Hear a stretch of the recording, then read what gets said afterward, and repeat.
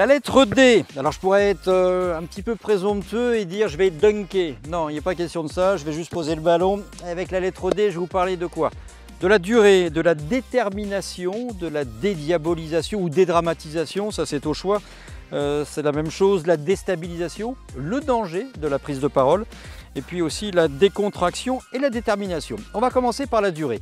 Lorsque vous devez parler devant une caméra, lorsque vous devez prendre la parole en public, il est important, crucial, essentiel, vous mettez ce que vous voulez comme mot, de savoir quelle sera la durée de votre intervention.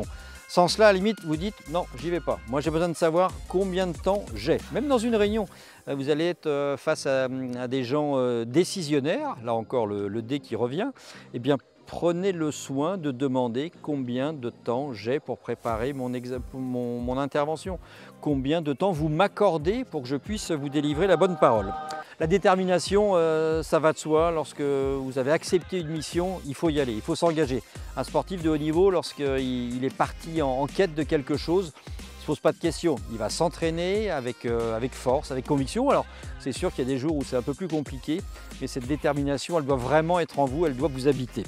Autre chose d'important, c'est détermination, ça correspond aussi au dépassement de soi.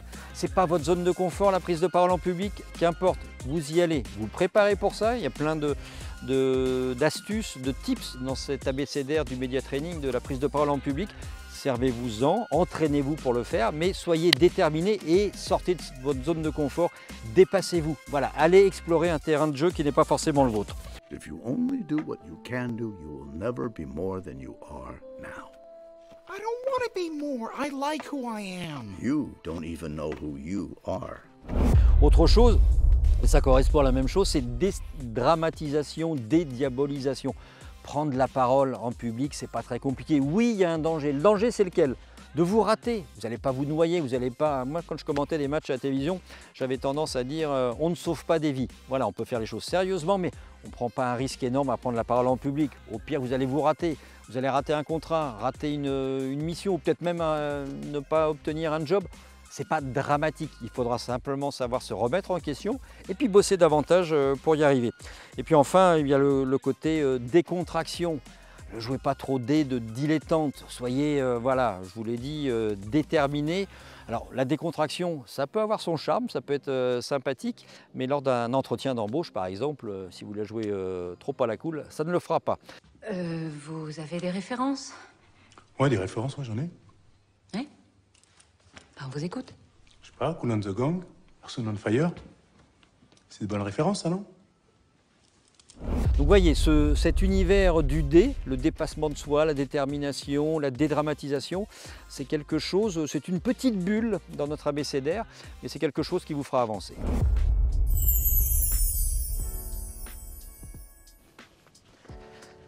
Allez, la lettre D pour les sportifs, il y en a trois. J'ai envie de retenir trois personnalités qui nous ont accompagnés sur différents événements.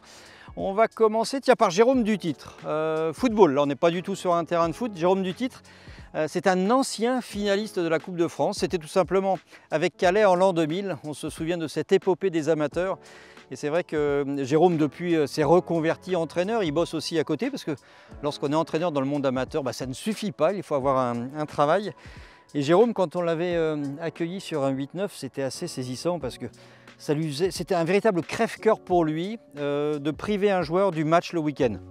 Et ce qu'il nous expliquait surtout, avec beaucoup d'émotion dans la voix, c'est que voilà, un gamin s'entraîne 3 soirs par semaine, c'était en régional 1, en R1, 3 fois par semaine, et puis le week-end, il n'a pas besoin de lui.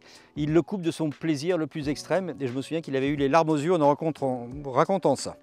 Autre lettre D, c'est notre ami Jackie Durand. Qui est Jackie Durand? Tout simplement le vainqueur du Tour des Flandres en 1992, 217 km d'échappée, je ne sais pas si vous imaginez.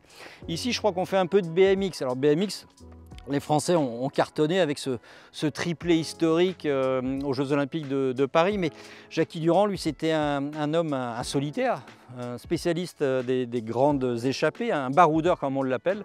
3 étapes également sur le Tour de France, et Jackie Durand, il était venu pour nous partager son expérience et son regard sur le vélo à l'occasion d'un 8-9 chez un partenaire, Ubercycle à Reims. Et puis la dernière lettre D, C'est un monument du sport français, membre permanent du comité international olympique, c'est monsieur Guy Drut. Je dis monsieur parce que ancien ministre des Sports, qui a été recordman du monde du 110 mètres haies et puis surtout champion olympique en 1976 sur la distance à Montréal. Et moi je me souviens, j'étais gamin à l'époque, j'avais 12 ans, j'avais regardé cette course en direct et jamais je n'oublierai cette image de Guy Drut lorsqu'il franchit la ligne, regardant la tribune en s'interrogeant, c'est moi, c'est moi. Il se posait la question, il n'était pas certain d'avoir gagné alors que c'était l'un des favoris de l'épreuve, mais pas forcément le favori absolu. Voilà les 3 lettres D que je voulais vous faire partager aujourd'hui.